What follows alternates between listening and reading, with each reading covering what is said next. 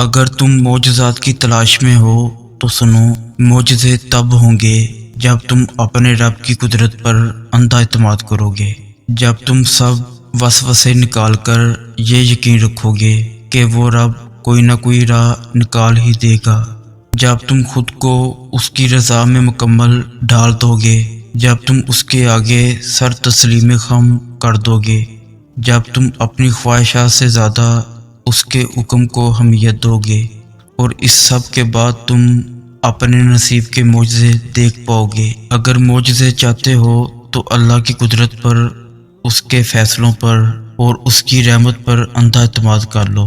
جب دل میں وسوسے نہیں ہوں گے تب اللہ معجزوں کی برسات کر دیتا ہے۔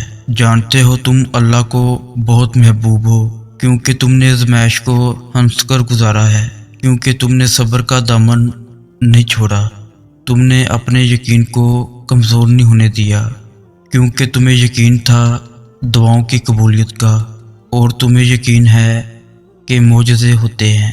تو پھر دعائیں مانگتے رہو، کیونکہ دعاؤں سے سب کچھ بدل سکتا ہے۔ جو تم نہیں کر سکتے وہ دعائیں کر سکتی ہیں، پھر بھلا ہی وہ کام تمہاری نظر میں لاکھ ناممکن ہی کیوں نہ ہو۔ دعائیں کن کی طرح ہوتی ہیں جو اختتام میں معجزے بن کر تم تک واپس آتی ہیں۔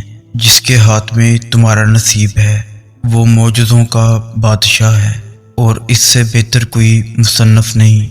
وہ کہانی کا رخ جب چاہے جہاں چاہے موڑ سکتا ہے، وہ نصیب کا ہر لفظ بدل سکتا ہے، اور زندگی کا ہر پہلو تمہاری چاہت کے مطابق بنا سکتا ہے۔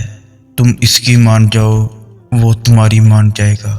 جب تمہارا رب تمہارے لیے معجزے کا ارادہ فرماتا ہے تب وہ تمہارے ارد گرد کھڑی ان ناممکن دیواروں کو نہیں دیکھتا، بلکہ وہ ان دیواروں کے درمیان میں اپنے اوپر امید باندھے کو دیکھتا ہے، جس کے توکل کا نور اس اندھیری جگہ کو بھی پر نور کر رہا ہوتا ہے۔